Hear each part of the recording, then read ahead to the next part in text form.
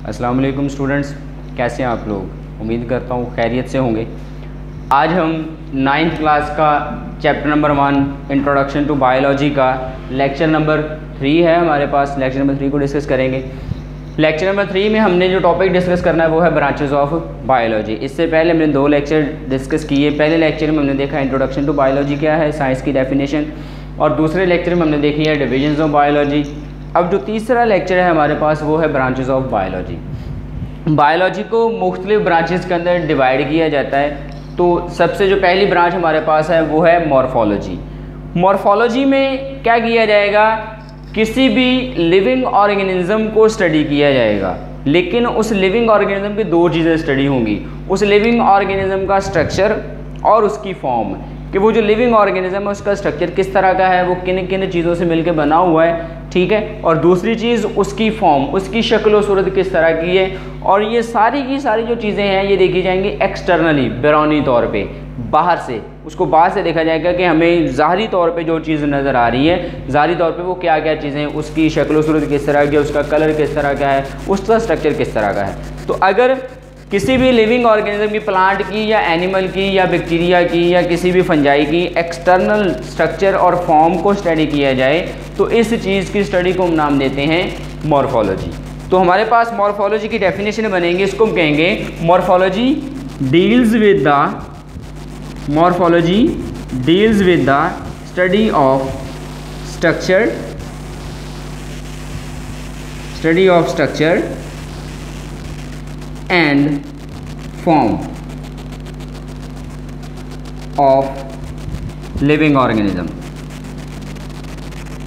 Study of structure and form of living organism, कि किसी भी ऑर्गेनिज्म के स्ट्रक्चर और फॉर्म को स्टडी करने को हम कहते हैं मॉर्फोलॉजी। इसके बाद सेकंड ब्रांच हमारे पास है anatomy.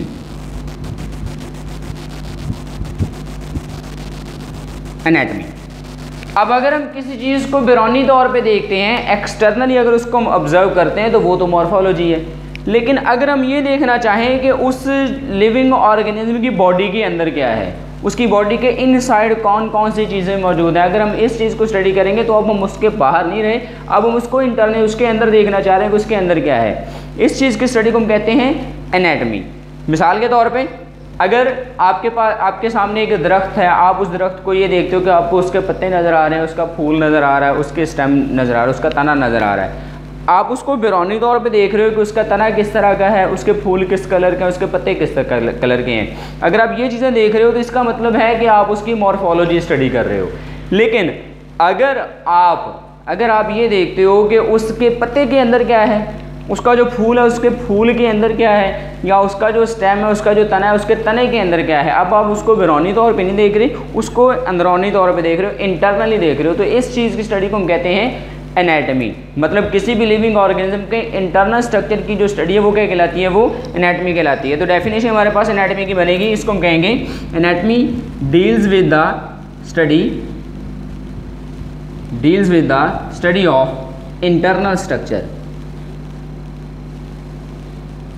deals with the study of internal structure of living organism.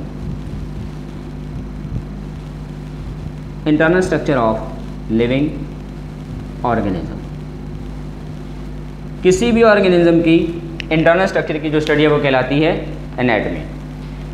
इसके बाद जो तीसरी ब्रांच है हमारे पास, तीसरी ब्रांच है हिस्टोलॉजी।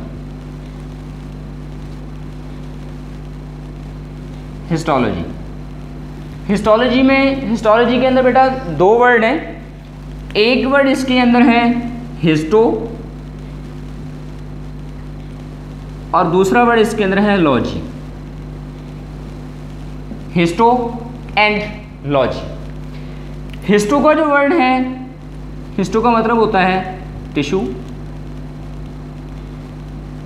और लॉजी का वर्ड जो है इसका मतलब होता है study.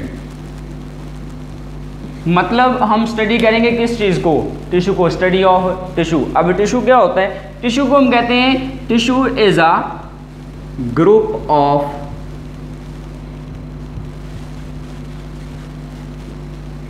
Tissue is a group of cells. ये सेल्स का ग्रुप होता है, मतलब बहुत सारे सेल्स इकट्ठे हुए होते हैं, उनका ग्रुप बना होता है, उसका ग्रो बना होता है, उस चीज़ को हम कहते हैं टिश्यू। जैसे आपकी स्किन है, स्किन का अगर आप छोटा सा पीस लेते हो, छोटा सा हिस्सा ले लेते हो, वो एक टिश्यू होगा। आपके पास एक गोश्त का एक टुकड़ा है, वो सेल्स का ग्रुप है, वो एक टिश्यू होगा। ठीक है, अगर आप उसको स्टडी कर रहे हो तो आप उसकी हिस्टोलॉजी देखोगे। और अगर हमने टिश्यू को स्टडी करना है तो टिश्यू को स्टडी करने के लिए हमें सेल्स का ग्रुप स्टडी करना पड़ेगा। तो सेल को स्टडी करने के लिए हम यूज़ करते हैं माइक्रोस्कोप। और अगर किसी चीज़ की जो स्टडी है वो माइक्रोस्कोप के ज़रिए से की जाए, अगर किसी चीज़ की जो स्टडी है वो माइक्रोस्कोप के ज़रिए से की जाए तो उस स्टडी को हम कहते हैं माइक्रोस्कोपिक स्टडी। 3 वर्ड आएंगे तो हिस्टोलॉजी की डेफिनेशन बनेगी, microscopic study of tissue. Microscopic study of tissue is called histology. तो डेफिनेशन हमारे पास हिस्टोलॉजी की बनेगी, हिस्टोलॉजी इज द माइक्रोस्कोपिक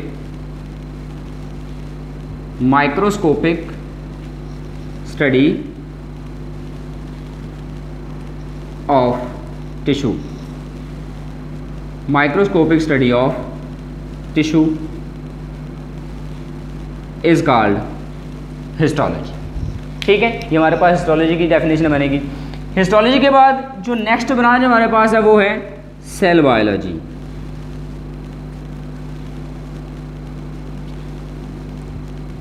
इसको सेल बायोलॉजी भी कहते हैं और इसको साइटोलॉजी भी कहते हैं।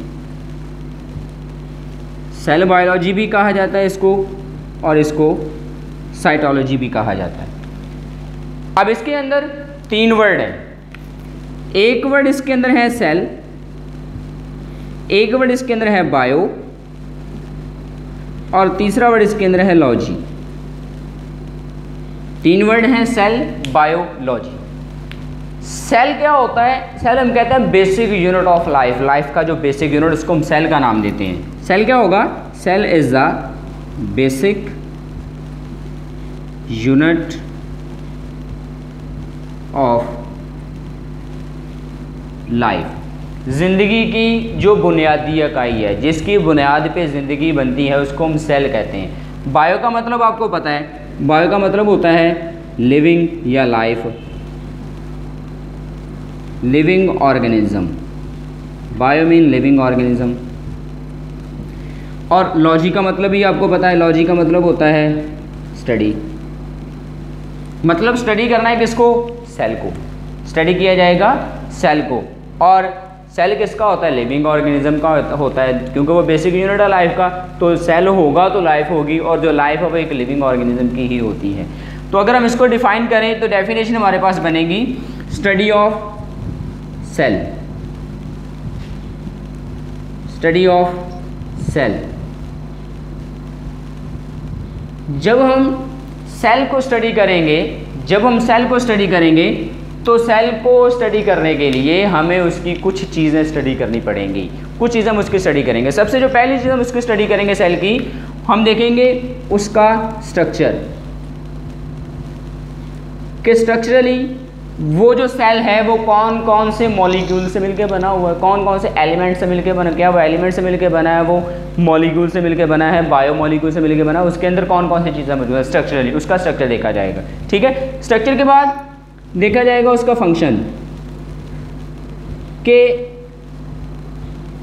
उस सेल का फंक्शन क्या है, उसका काम क्या है। अगर वो आइज़ के सेल हैं तो वो क्या काम कर रहे हैं, अगर वो हमारे ईयर के सेल हैं तो वो क्या काम कर रहे हैं, अगर वो हमारी स्किन के सेल हैं तो वो क्या काम कर रहे हैं, अगर वो हार्ट के सेल हैं, दिल के सेल हैं तो वो क्या काम कर रहे हैं, अगर वो लंग्स के सेल हैं तो वो क्या काम कर रहे हैं। ठीक है, तो उसका स्ट्रक्चर भी देखा जाएगा और उसका फंक्शन भी देखा जाएगा। इसके अलावा तीसरी चीज़ उसकी देखी जाएगी cell organelles. Cell organelles, cell organelles मतलब उसके अंदर ऑर्गेनेलिज कौन कौन से हैं और कहाँ कहाँ मौजूद हैं। कि मतलब मिसाल के तौर पर उसके अंदर माइटोकॉन्ड्रिया, राइबोसोम्स, न्यूक्लियस, ये चीज़ें उसके अंदर मौजूद हैं और वो कहाँ कहाँ पे मौजूद हैं। ठीक है, ये चीज़ स्टडी की जाएगी। और सबसे जो लास्ट स्टडी होगी वो होगी सेल डिवीजन। सेल की डिवीजन, के वो जो सेल है उसका डिवाइड करने का मैकेनिज्म क्या है, उसका डिवाइड करने का मैकेनिज्म क्या है, क्या वो माइटोसिस के ज़रिए से डिवाइड करता है या वो मियोसिस के ज़रिए से डिवाइड करता है। तो इन चीज़ों की स्टडी को हम क्या कहेंगे? सेल बायोलॉजी या साइटोलॉजी। यहाँ तक अगर आपका किसी किस्म का कोई क्वेश्चन हो, कुछ आपने पूछना हो, तो बेटा आप क्वेश्चन कर सकते हो ताकि आपको उसका प्रॉपरली आंसर दिया जा सके। तब तक के लिए अल्लाह हाफ़िज़।